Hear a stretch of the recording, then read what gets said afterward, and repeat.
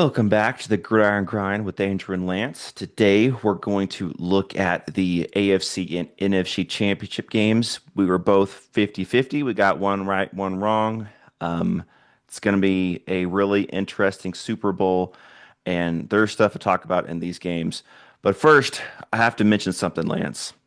Um, I was at the gym the other day. I'm trying to get healthy. Trying to improve some things, and there are some cheese working out. Man, that dude was shredded.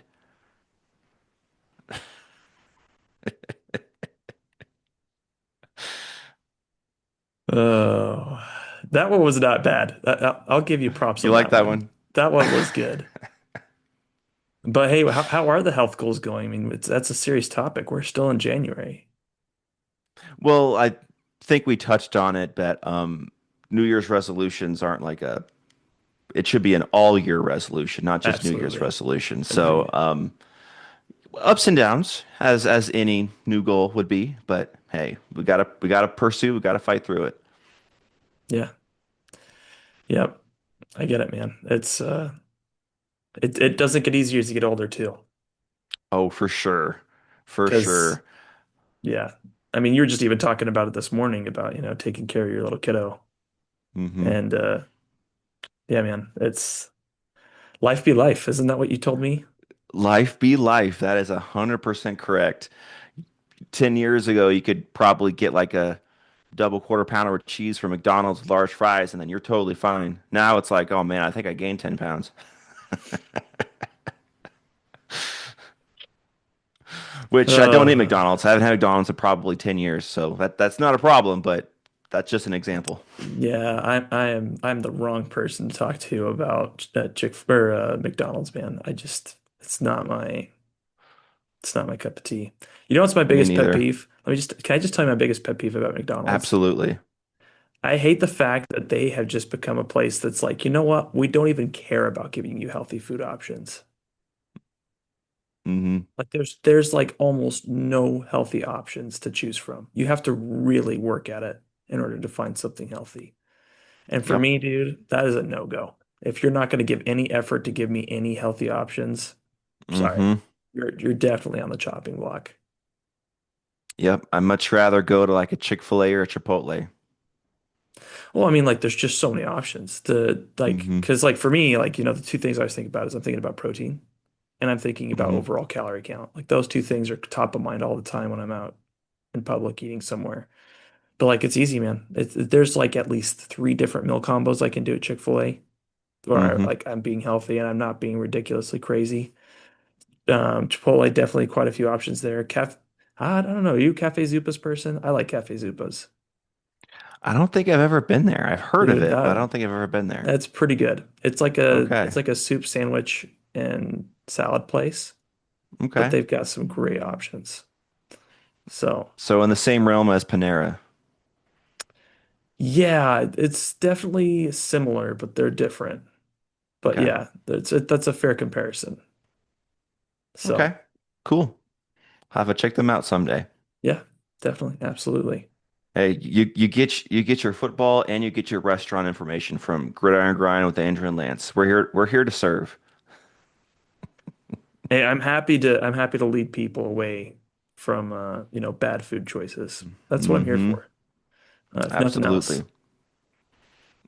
Yep. I mean, it's a service to America. Absolutely. Well, hey, if you're with my son, Chick-fil-A for the win. That's what he's like. Like at no like influence on our part, my wife and me. Hmm. Like it's not like we've pushed it. We'll eat there sometimes, but like, dude, it's all he thinks about. His birthday's next Friday, and I can tell you right now where he's gonna want to go to eat. Hmm. And I think my 1-year-old is in that same path because a couple weeks ago, he was visiting his grandma here in town, and they went to Chick-fil-A, and she got like the basic chicken strip meal for Hmm. herself, and then she got one little package for him to see if he liked it. He ended up eating his and hers. Good for him, man. Yep, just down the hatch. He ate like probably 6 chicken strips. Crazy. That's awesome. Hmm. So we do know that, the Lord's chicken is what we sometimes call it. That's Or it's chicken. Oh, Yep. Hey, it's another place. It's you don't go there to eat healthy. You just go there because your soul's hungry. Is Raising Cane's. Have you ever been there? I've been there, and the wife isn't a huge fan of it, but she'll go occasionally. If it's chicken, she always chooses Chick-fil-A, of course. But I can get down with some Raising Cane's. Their chicken strips are good. Their bread, their like little bread they include is really good. Yeah, man. I can get down with that. Yeah, it's another place. I don't go there often, but when I Hmm. do, it definitely is to feed the soul. You have to, I always tell people, you have to take care of your physical body, but you have to take care of the soul. And sometimes those things Yes, aren't the same thing. yes, because I mean, people who go on diets, like strict diets, I mean the three letters in that word is die. Now that was a dad joke I can get behind. I'm gonna use that from now Hmm. on. There you go. There you go. Yes, it's yours to use. That was a good one. So, well, you're getting better, Andrew. Well, today. Well, hey, there's plenty more where that came from. There's probably like Uh, 15 running through my head right now that I could just spew off at a moment's notice. So I'll spare you the torture on that. Thank you. I'm grateful for that. Well, Andrew, we should probably get to our game Yes. notes, right? Let's get to it because there's probably a good amount to talk about. First, let's get to Snowmageddon with the Patriots at Broncos, which I mean, I was thinking about this because they mentioned it during the broadcast, but there is one game that made the difference between either it being at Denver or at New England, and they're both probably thankful that I was at Denver because New England during that weather time was getting a ton more snow. Like they showed a shot of their stadium and it was like covered. I think they may have got like 5 to 10 feet of snow. It was insane how much snow that New England got. And Denver just got snow. New England got snow. And it was the Raiders game. Like the Patriots lost to the Raiders for like week one, I think it was, which is wild to think that that was one of their losses. And the Broncos beat the Raiders, which of course they beat them twice because they're in the division. It was close games, but that was the basically the tiebreaker between who got the 1 seed and the 2 seed was the Raiders. And I think they're both thankful, even though Patriots pulled out the win. That snow wasn't as bad as it was in New England. They probably would have had to postpone that game, which would have been sad for everyone. But for this one, it was, especially in the second half, it wasn't pretty. It was who can not make a mistake and have a turnover. That's what it was. Can anyone get a first down? Can anyone gain yards by punting and having good coverage? It now that sometimes is football. So I'm not saying that this wasn't football, but man, even our friend Dallin, is of course a huge Patriots fan, he was on board with my feeling that I kind of lean toward I would rather have football games in domes because it shows who has the best team. And I understand that the history of weather, that's what football is. I totally get that. And I don't mind at all outside whenever it's cold. But when it's things like this, where the weather absolutely impacted the game, I think the weather had possibly more impact than the players did in that second half. And I'm not a big fan of that. I want to see the players win and not the weather, and especially not the officials, which they didn't do anything bad in this, but sometimes they have a factor. But it was just sad to see because whoever had the lead, if they didn't make a big mistake, they were going to win. And that's basically what happened. Patriots had that 10-7 lead. I think it was they kicked that field goal early in the third quarter before the weather really got affecting everything. And after that point, neither team really gained a single first down. I mean, there was probably Yeah, you I could mean probably count the that amount of was first downs on a 9:31 hand. in the third quarter that field goal was Hmm. kicked. And that was when it was snowing, but it wasn't like whoa yet. So, and I have a lot of Broncos fans because I live here in Colorado. I'm not a Broncos fan myself, but there's a lot of Broncos fans here that are really upset with Sean Payton because on that fourth down in the first half, when they were in field goal range, he went for it.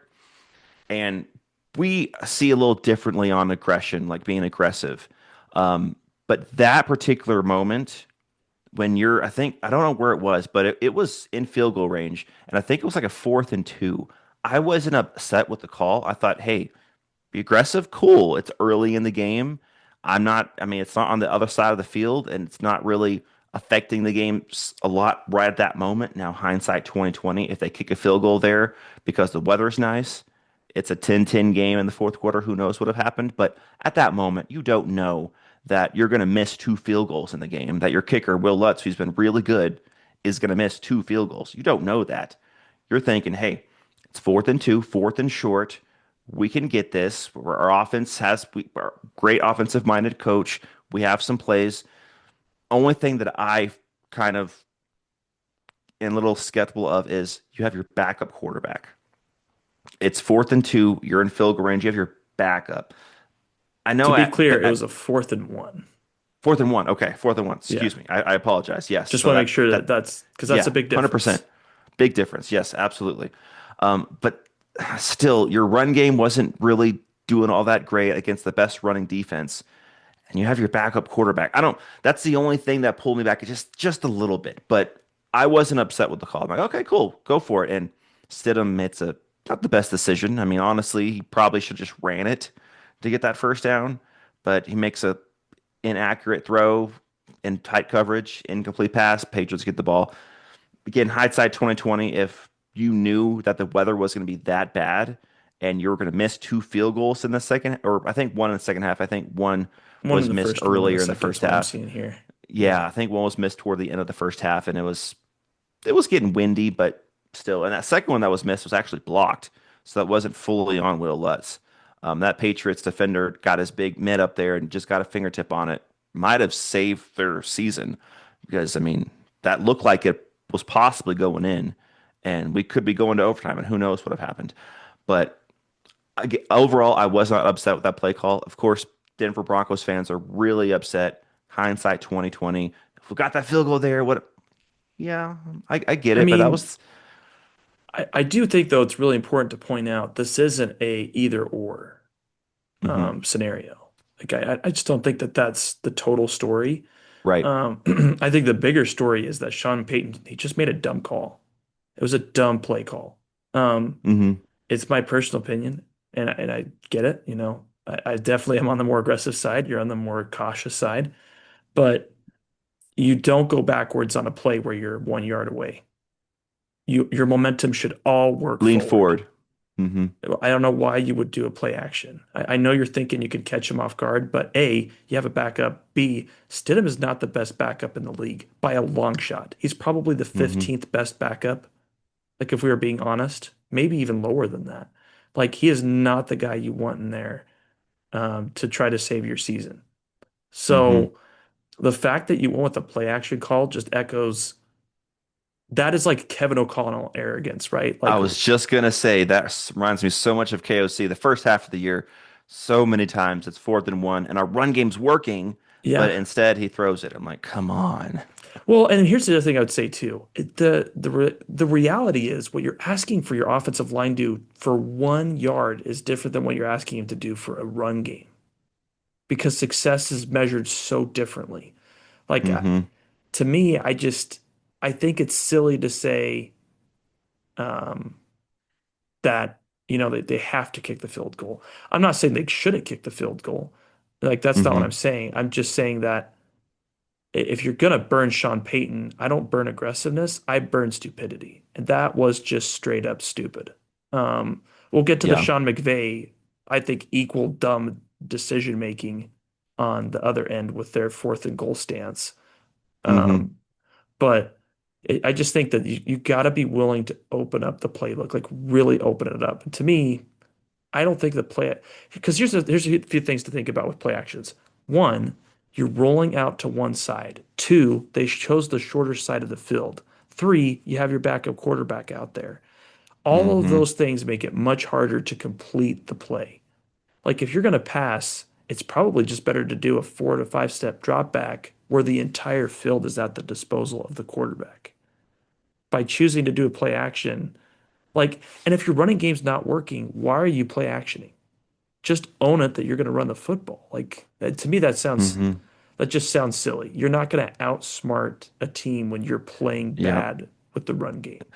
That's what offensive play callers always think they're going to do. Hey, I'm going to outsmart them. I know what's going to win. And it's just so arrogant, so prideful. I'm thinking, dude, just do the obvious, easy thing. Try let your O line do what they love to do and push forward instead being so let your O line be the aggressor instead of being the defender by pass blocking, run blocking. They love to do much more. And I mean, I know the Patriots' run defense is elite. So more than likely, it would have been really difficult to run the ball to get that first down. But if you don't believe you can get that first down by running it, you kick the field goal. Well, I mean, the part that I just think about is you're telling me no one could run the QB sneak. There's not one person that could. I'm just saying, if the Ravens figured out how they could take Mark Andrews and run that Mm-hmm. play, if the Buffalo Bills have figured out how they can take Dawson Knox and run that Mm-hmm. play, don't tell me you can't run that play because it's just not Mm-hmm. true. It's honestly, and a QB sneak is very easy. As long as the person has the proper positioning and strength, they should just be able to push behind the center. You're talking about 1 yard. You need 1 yard. Yep. You just gotta lean forward, Well, and fall I forward. That's all you gotta do. sometimes I think that this is another thing I think happens with offensive coordinators. They obsess over thinking, oh, you know what? Maybe we could get 10 yards here, and then it's going to make it easier for us to Mm-hmm. score a touchdown. Let's do that. No, no, Mm-hmm. just get the first down. Get the first down, and then you can get creative on first or second down of the plays after. But it's all about getting the first down. And that's the Mm-hmm. problem is that people don't do that. They obsess over, well, how likely it would be to score, and we don't want to stall out. Listen, you got to get points. Mm-hmm. That's the bar none minimum. When you get in the red zone, you got to come out with points. If it's a field goal, it's fine, but you cannot leave with a turnover on downs. It's not acceptable. Yep. Yep. Absolutely. And it's almost as bad as what Jarrett Stidham did. He pulled a Max Brosmer. He pulled a CJ Stroud. He pulled a "What are you doing? Just take the sack" play, where he was getting pressure in his face. Yes, he was kind of going backwards, so it would have been a big sack, like 10 to 12 yard sack. But taking a sack and punting the ball is a good thing. Like I mentioned last week, and I thought it was brilliant that Drake May said you want every possession to end in a kick, either a field goal, an extra point, or a punt. A punt is sometimes a success because the defense won the down, they won the play, they won the drive. All right, you beat us this time, we'll come back next time. Let's gain some yardage on this instead of giving you the ball in the red zone, which and Dallin was very upset about that play was blown dead and not let to continue to get that scoop and score touchdown, which Patriots, that was their one touchdown, was because of that fumble. It was so dumb. I mean, again, CJ Stroud did it against the Patriots, getting pressure in his face, throws it up for grabs, pick six. That was honestly probably the deciding factor of that game. And this game, Jarrett Stidham, I mean, I know his thought was, hey, there's a receiver in the area. Let me just throw this ball kind of over there. It won't be grounding. Incomplete pass. We save this 15-yard loss. I get the thought process, but in that scenario, there is like a 2% chance that you're going to be able to do that. You got defenders all in your face trying to strip that ball away, and sure enough, you're trying to do like a chest pass, and they're hitting your arm, making you go behind the line, like behind you for a backwards pass, a lateral, which is a fumble. Now, the refs should have let that place go, and it was a scoop and score touchdown for the Patriots. In the end, they still scored. But come on, Jarrett Stidham. If he doesn't do that, do the Broncos win? Because that was the Patriots' only touchdown was because of they got within like the 10-yard line or something like that. It just I these quarterbacks try to play hero ball too much when the better decision is just take the defeat. Like I remember Aaron Rodgers back in the day, which was very annoying, but he did this brilliantly. When he was about to get sacked, he would just fall down. All right, you got me. I'm not letting you strip this ball. I'm not letting you get it turnover that changes the momentum of the game. I'm taking this 4 yard loss. If we punt, whatever, I'll beat you next time. And he usually did. But quarterbacks these days, I mean, these are young guys, but CJ Stroud's been in the league 3 years now. He should know better than to do what he did. And Jarrett Stidham's a backup. You should know that all you need to do is not turn the ball over and let your defense just dominate, and you have a great chance to win. And he has a really bad turnover.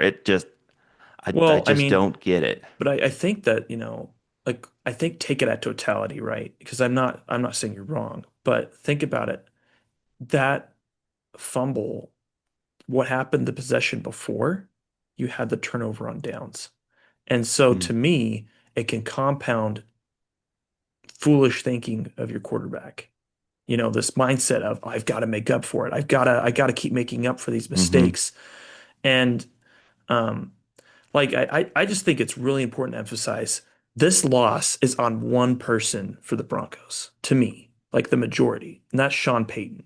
He failed to come up with a game script to be able to beat the Patriots. That's on him.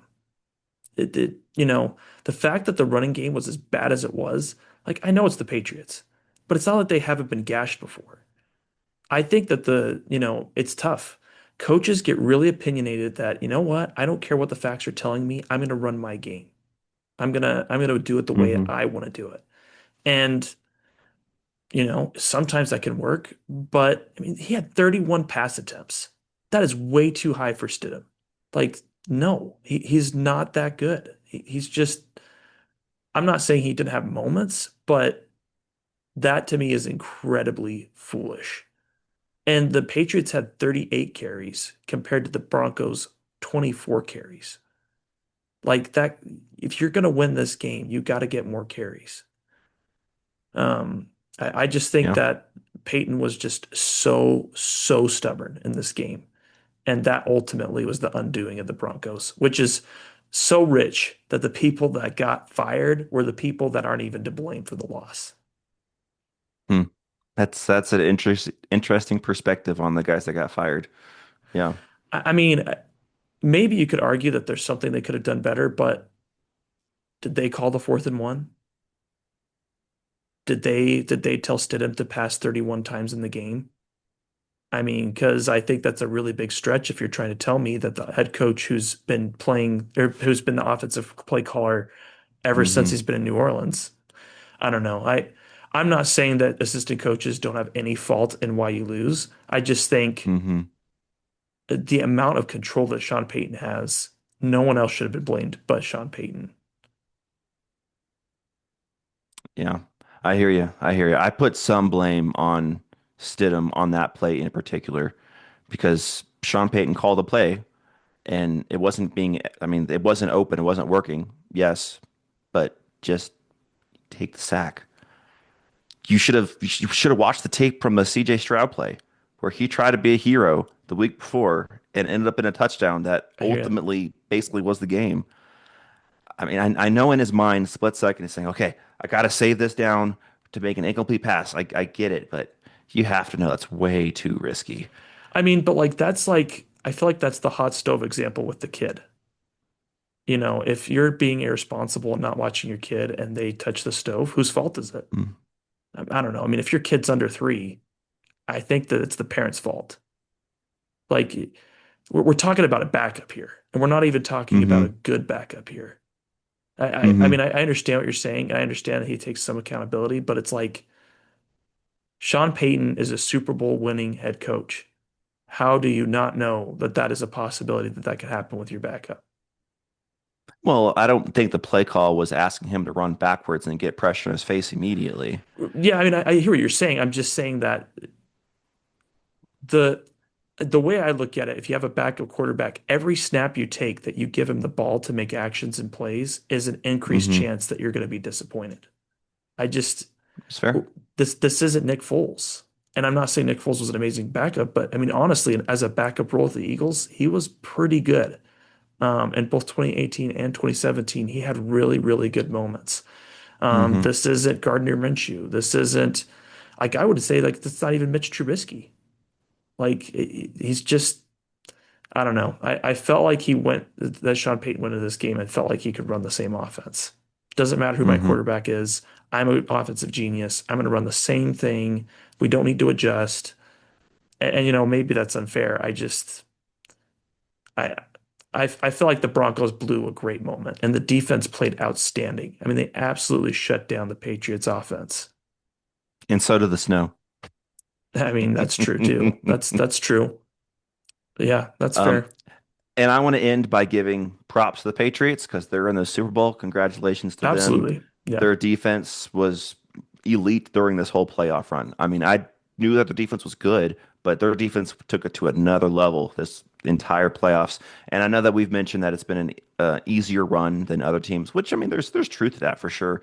They went through Herbert, who has struggled in the playoffs his whole career. Then they went through C.J. Stroud, who had 4 picks in one game. Could have been more.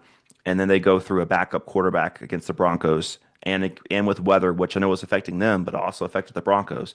So, but still, props to them, credit to them. Drake May made plays when he needed to, the whole playoffs. When he needed to make a play, even if he was struggling, like against the Texans, all those fumbles, all those sacks, when he had to make a throw, he made the throw. In this past game against the Broncos, when he had to use his legs to get that touchdown, or when he had to use his legs to get that first down to seal the game in the fourth quarter in the snow and not slip, which would probably be easy to do, he got it done. So props to them.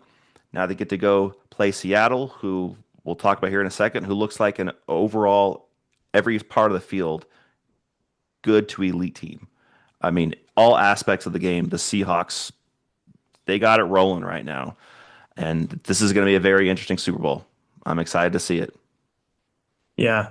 And a couple things I wanted to touch on real quick. I am Yes. torn on outdoor games because the Rams Eagles outdoor snowfest was an amazing game last year. Mm, hmm So I see what you're saying. I don't know, man. I don't know if I'm there yet. I Yeah. really enjoy outdoor games. I Yeah. enjoy seeing the Buffalo Bills snow games that have happened. And I know they've eventually given up on the snow, but it's just a bummer, man. I like what was it, the Giants Packers? Was that one of the Ice Bowl type games with Brett I think Favre so. and Eli Manning? Hmm That was such a great game. I don't know. hmm I'm a sucker for outdoor games. I think it's or the Detroit Yeah. Lions Eagles game that happened back in like 2013. hmm But I get it. I understand the angles you're talking about here, and Yeah. yeah. And I'm not all the way there. I'm not saying, oh, get rid of outdoor games completely. I'm just now if 50-50 is the fence, I'm like 60-40 thinking I want domes now because I enjoy watch them to begin with because it's higher scoring, more big plays and all that good stuff.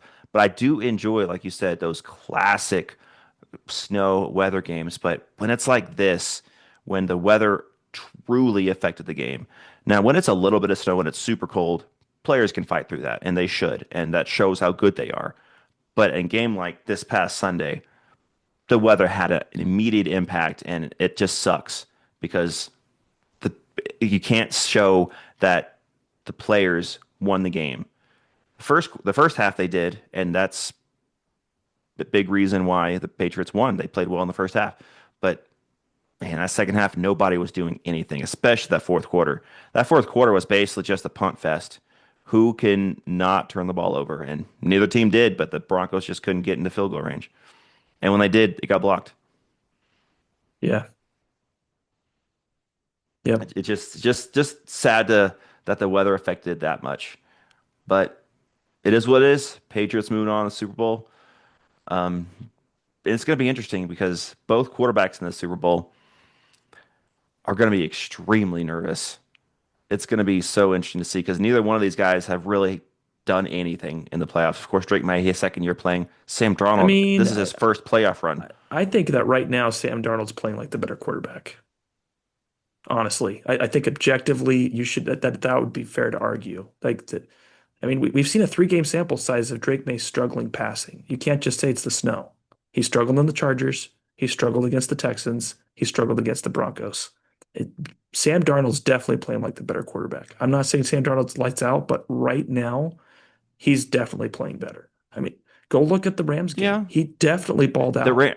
I'm going to get to give him props against the Rams because I did not expect how well he played. I definitely will get to that. Um, the 49ers, he didn't have to do much, so I can't take any credit away and I can't give him credit because he just needed to make a few throws. I think he threw like maybe 17 passes in the Niners game because they had a huge lead and all I did was run the ball and then it was successful. So I mean, I'm not taking anything from him I on hear that you. game, but not going to say he dominated either. Now the Rams, yes, and we're going to get to some of those numbers. Um, I don't know because I'm still torn on Sam Darnold led the league in turnovers this year. I hear you. And I just don't see how, and I mean, it's only happened, I think, for if my memory serves correctly, I haven't looked this up. I wanted to, but I haven't done it. I think there's only been one quarterback that led the league in turnovers that won the Super Bowl. That was Eli Manning against the Patriots, ironically enough. But History's he going to led the repeat league. itself. It's possible, but he led the league in turnovers probably both years that he beat the Patriots. And then with their defense and him making just a clutch play here or there, they won the Super Bowl. So could that happen with Sam Darnold? It's possible, but man, it's just extremely rare whenever you're a turnover machine, which I'm not saying that Sam Darnold was, but he still led the league in total interceptions and I fumbles. mean, I hear you.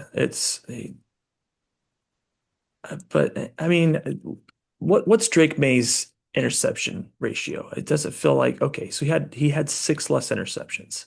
I was just gonna say I don't feel like Drake May was like, and then actually this doesn't include fumbles. So that would be another interesting thing here is if we could Sam Darnold break had a lot of down. fumbles too. But I'm just saying that you know there were fumble issues for Drake May. I Sure, sure. I Yeah. just I feel like people are looking at this through the MVP romantic glasses, and I don't think that that's totally. This is why I said the MVP race mattered into the playoffs. Because, Well, I mean, Drake May won his games. Does that mean he should win? I mean, I think you got to understand how the Rams defense did not do what the Patriots defense did. Which is another point I'm kind of thinking about in the Super Bowl. The Patriots defense is much better than the Rams defense. So Sam Darnold is going to go against a really good pass rush and some great corners. It's just really interesting all around. I hear you. I just think that there's things here you got to acknowledge. The Patriots did not face Jackson Smith and Jigba. Yeah. That's gonna be Cortland incredibly Sutton. tough. And Cortland Sutton's just I know. He's average at best. I mean, and Rashid Shaheed, like he only had one reception in that Rams game, but it was a 51-yard burner. Hmm. I mean that's going to be tough. Kenneth Walker's good in the pass game. AJ Barner has capability of breaking out and being an Hmm. awesome tight end. Like this is not a cakewalk for the Patriots. Like this is not gonna For sure. like this is the Seahawks are a perfect team, by the way, to like try play action concepts because they can be balanced. Kenneth Walker is a good Hmm. enough running back that you have to respect that element. Um, yeah. Anyway, I I think I've said enough there. We can now recap the game, Andrew. Yes, and there is a reason why the Seahawks are favored in the Super Bowl. I think they're Yeah. 4.5 point favorites or something. Mhm. They are the overall better team, but I don't know if I'm fully on board that Sam Darnold's played a lot better than Drake May. I know Drake May hasn't looked great in the playoffs, but he's played some really good defenses. Sam Darnold played the 49ers with a huge lead. Then he played the Rams, who they have players, but I don't know. Their defense just hasn't done it for me this year. It's I don't know what's that's been their problem because they have players on that defense. They do. They I have some think that guys. I They think just you haven't gotta been a good defense. I think you have to acknowledge though that the Rams played three straight road games going into that NFC Championship game. The Patriots had a Yeah. nice cushy like, at home every week until the AFC Championship game. That's a huge advantage. And it's not just that. The Rams had to go across the country to Carolina, then they had to go to Chicago, which is not a like a short trip from Los Hmm. Angeles, and then they had finally a short trip to Seattle for Hmm. their last game of the playoffs. But I think Yeah. that defense was tired. That's my opinion, but they looked to me like they were not in top shape for the playoffs. I think they Hmm. just got worn down, and it was tough. I definitely would say the AFC West, or excuse me, the NFC West was way tougher than the AFC East this year. Yeah. Yeah. Definitely. Because, outside the Bills and the Patriots, the AFC East was I mean, but nothing. the Jets and the Dolphins were probably both worse than the Cardinals, That's fair. and that's Yeah. your fourth place team in the NFC West. Hmm. I and I know that the Patriots fans are gonna be like, this guy's just hating on the Patriots. I'm not hating. I'm just saying, look, don't be surprised when your Patriots are not as good next year. That's all I'm saying. I'm not saying that they don't deserve credit. I would say what the Seahawks did and the Patriots did, it's literally like the Toronto Raptors and the NBA when they won the NBA Finals. Absolutely, you deserve all the credit in the world for making it to the Super Bowl, but don't expect that this is just going to continue to be like, the way the future's going to go because your schedule is going to look way different. Everyone's coming for you. Things are going to look different next year. And what I will say to slightly counter that is the Patriots have a lot of cap space. They've Hmm. been drafting well, so their team could be They better have. next year. I know their schedule is going to be is a lot more difficult, but their team could be better next year because right now they don't really have elite receivers. Stephon Diggs is fine, and they don't really have like I their linebacking core is I okay, did but it could forget be to throw this improved. out there, Andrew, but I just want to say that it's too bad that Drake May didn't have any receivers to help him. Oh wait, Matt Collins actually made a difference and had 3 catches for 51 yards and led the Patriots. So there's that. I'm Well, I don't know if Sunday's game you can truly say anything against receiving and passing because that weather just made everything impossible, It's true. especially in that fourth quarter. Josh Allen Um, would still want Matt Collins back, I bet. Definitely, definitely almost he's better got than Keon Coleman. What are you talking about?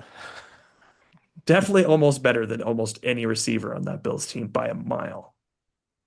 Which is just, talking about how great of a GM they have over there. Just And done an now they have a outstanding job. and now they have a Brady coaching their team. So, it's they're going to be elite again.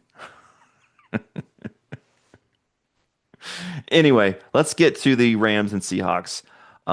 I'm honestly not going to spend a whole lot of time on a lot of outside stuff because it was an even game back and forth.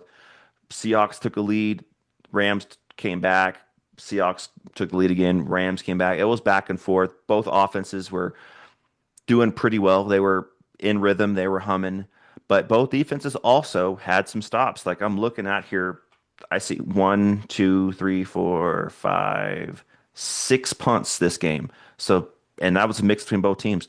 So both teams were playing. Their defenses had stops when they needed to. Which brings me to that 4th and 4. That's the only thing I want to talk about because let me see how much time was left on that play. There was 5 minutes left, almost exactly 4:59. 5 minutes left, 4th and 4 from the 6. If this was 4th and 1 from the 6 or 4th and 2 from the 6, I'm completely with you. You go for that. But 4th and 4 from the 6 against the Seahawks defense, which is elite. I know that the Rams offense has been humming a lot of this game. They put up 27 points, no turnovers, I don't believe, outside of a punt return, which we'll get to that too. Another huge factor in this game. But it's 4th and 4 with 5 minutes left and you're down 4 points. If you're down 10 points, I get this. You go for it. If you're down double, like 2 scores, I get it. You're down 4. Why do you not kick the field goal there? This is where the aggressiveness for me is ridiculous. And I am firm on this stance. That 4th and 4. And I know you're on the stance of why they throw 4 straight pass plays. That's totally fair. I did want to correct myself. I missed it, but it's actually they had one run play on second I see down. that. And it was for no gain. So I do want to correct the record on that, that it was 3 out of 4, but still 3 out of 4 plays were passes, which is anyway. Yeah, but their run play on 2nd and 4 gained 0 yards. They tried to get a first down with a run on Well, second down, but I do think that there's just if you look at the notes, they ran up the middle. That is not Kyron Williams. I would tell you that right it's now. fair. Kyron Williams is not an up the middle back. I mean, think about that San Francisco 49ers game, right? We Yep. talked about earlier this year. Yep. Overtime. What did they do? They ran that silly up the middle play, which is not Kyron Williams' bread and butter, and it goes Hmm. nowhere. He is definitely a scat back. He's going to be one that's off tackle, toss. Like that's where he succeeds is out in the perimeter. He doesn't succeed in up the middle place. He's too small, and he doesn't have the same stoutness that Blake Corum does. And I completely hear you on all that, but I don't know if he has the speed to get around the edge on toss plays, especially against this crazy fast defense of the Seahawks. I would fear that if I toss him the ball, he's going to lose yardage because they're going to get by those blocks. And I don't know if he's quick enough to get the edge or to get to his blocks. I don't know, but I completely hear what you're saying. Overall point. for me is that 4th and 4. You Yeah. kick the field goal, you're down one with a little under 5 minutes left and all three timeouts and your 2 minute warning. Or I might have been two timeouts, excuse me. I think they had two timeouts left. And the 2 minute warning. You're still in great shape. You're down one. And I know hindsight 2020, it kind of showed that they really could have loved to be down by one with 25 seconds left in the ball. And at the moment, they might not thought that they would get the ball back. That's probably where McVay was thinking. If we don't score a touchdown here, we're not getting the ball back. We're not going to win. That's probably his thought process. But man, you had a lot of time left, and 4th and 4 is tough to get, especially against this Seattle defense. If you're going against like the Bengals defense, all right, I kind of hear you.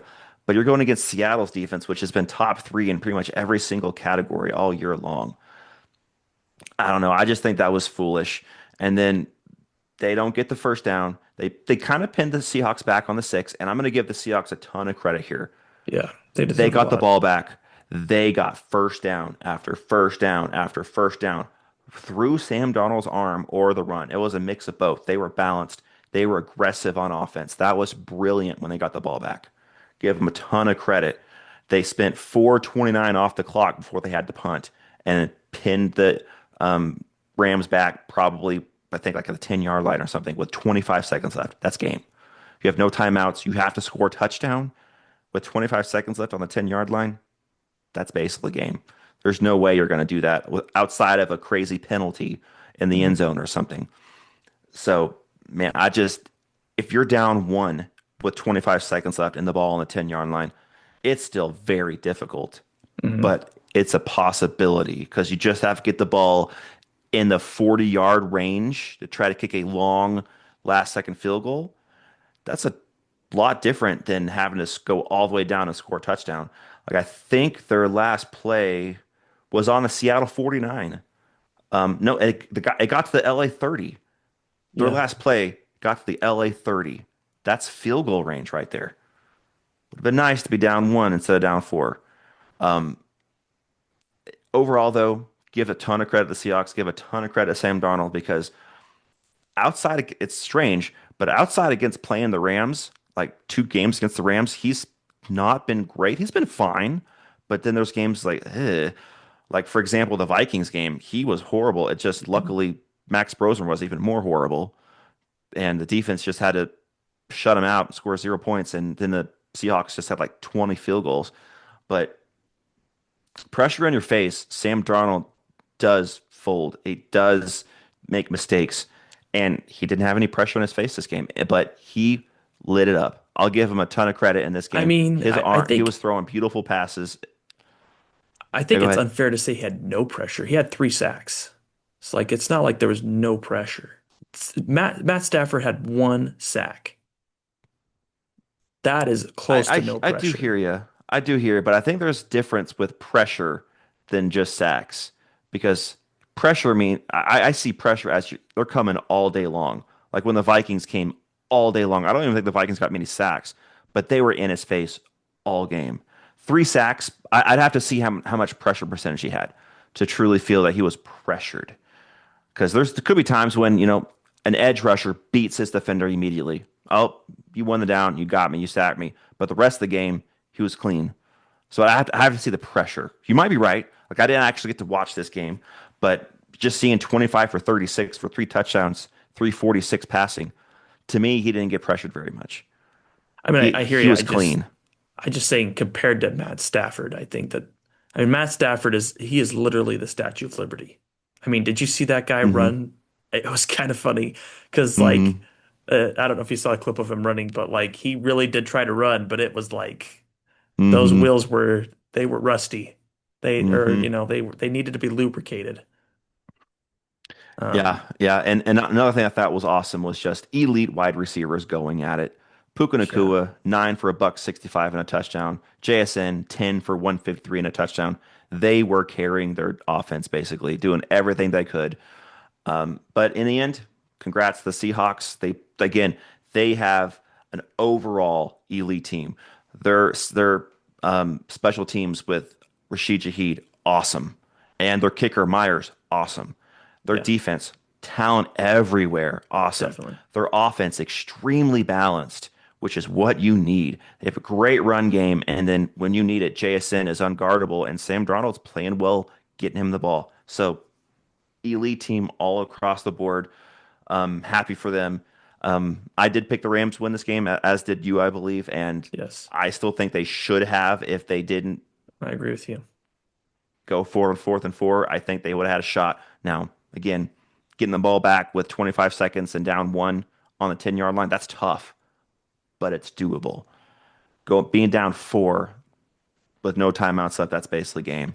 Well, I mean, So to be fair too, though, there's the butterfly effect. What happens if they that's kick fair. the field goal? Totally fair. If they kick the field goal and then they have to kick off, I mean, Rashid Shaheed could return that for a touchdown, or he could return it to the 50-yard line, and the Seahawks are already in scoring range. Absolutely correct. There's a lot of things that could have changed, but it would have given you a better chance than being down four and Seahawks with ball, as opposed to being down one and Seahawks with ball. I think though that, what we were talking about before, the play sequence matters. One, I didn't get a chance to mention it, but on second and four, when you ran with Kyron Williams, you could have ran with Blake Corum. You didn't have to run the ball with Blake Corum. Hmm. And if you're going to run inside, I still stand by it. You run with Blake Corum. He's the better inside back. You're down at the He had more goal. yards. He had 55 rushing yards. He had the higher rushing yards in that game. Well, he excels in short yard situations. Hmm. He's just your grounder and pounder. He's not super. He has no finesse. I don't look at him and go like, "Wow, I can't believe he pulled that spin move off," or "I can't believe he Hmm. pulled that juke off." He just seems like kind of like a Tank Bigsby, where like he's not going to do Hmm. anything crazy, but he's a tough runner and he's tough to bring down. And so like you could have run him in that scenario. I just think that there's other options you could have looked at for running the football, and it would have helped in that fourth down. I mean, 'cause here's the thing: if it's fourth and four, they know you're going to pass. They Hmm. know you're going to pass. They brought nobody to blitz on that play. They had like I think three rushers, and the rest were out to guard And against the see, pass. that's where you think, as a brilliant play caller, hey, they're going to back everyone up. Let's run the ball on fourth and four. I mean, if they would have ran a draw on that play, it could have worked. The hard part about a draw, man, is that if it doesn't work It's badly. ugly. Yeah. Hmm. And, it just looks bad. But Yep. it would have been nice to see something different in that scenario. I Hmm. can't disagree with you on the fourth and four. I personally, I don't hate the call. The call was fine. Um, it just the Seahawks were prepared. There were no Hmm. options. Matt Stafford was a little. This is the part where him not having legs is really a big issue. There was a Hmm. defender that got close, but the offensive lineman ended taking him up out of the play. But it was enough grazing of a pressure that he got nervous and threw it, and that was game. That was the end of the down. And that's what pressure does. Pressure makes diamonds. But yeah, man, I don't know. I think Sam Darnold deserves a ton of credit. He had a great This game. game, especially, yeah, he was lights out, and he was lights out the last time they played the Rams. So credit to him. He got those Rams demons off his back, because the last time he played the Rams in the playoffs, he was awful with Minnesota. He got sacked like 7, 8 times. He had pressure in his face all game long, and he could not get anything done. So he got those Rams demons off his back, and he looked great the past two games against the Rams. And I should clarify things on Drake May. He did have three touchdowns. I just felt like between the fumbles and the interception that it was just that Texans game, I would still say was not a great Hmm. game for him. Hmm. But we'll see what the Super Bowl brings. We'll see who ends up having the better game. I don't know. I'm not sure the Patriots have as large of an advantage at quarterback as some people might think. We'll see. I've been impressed with Sam Darnold. He's played way Hmm. better than I thought he would. And sure, does the team take a lot of the credit for the 49ers game? Yeah. But I still thought that Sam Darnold was going to have a problem against the 49ers potentially. Um, your rivals know you best. They've seen you Hmm. twice that year. The revenge factor I thought could be an element, but it just ended up not being a factor at all. It just totally rolled over and got killed. Um, so Yeah, it will be interesting. I think that the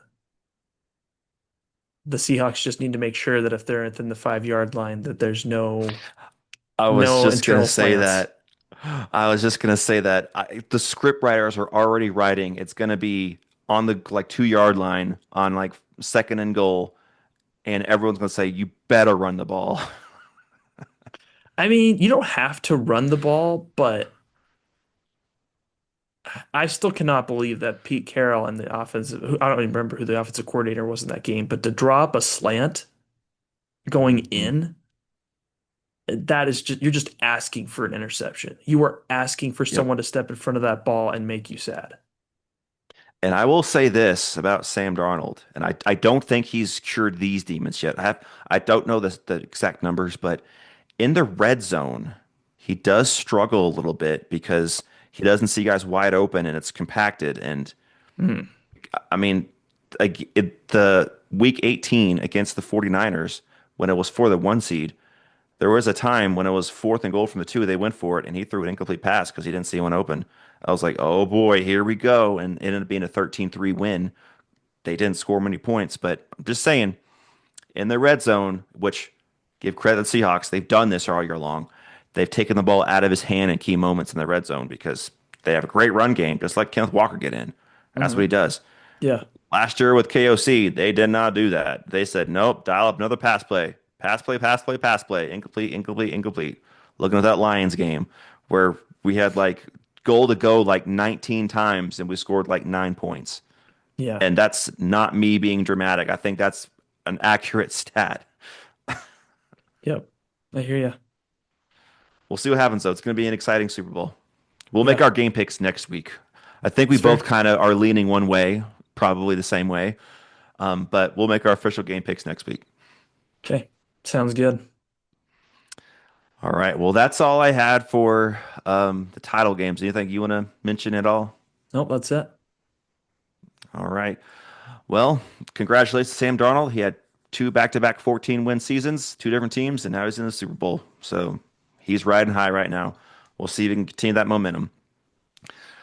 Thank you guys for joining us this episode of the Gridiron Grind with Andrew and Lance. Be sure to like, subscribe, and comment, and we'll see you next time. We'll see everybody.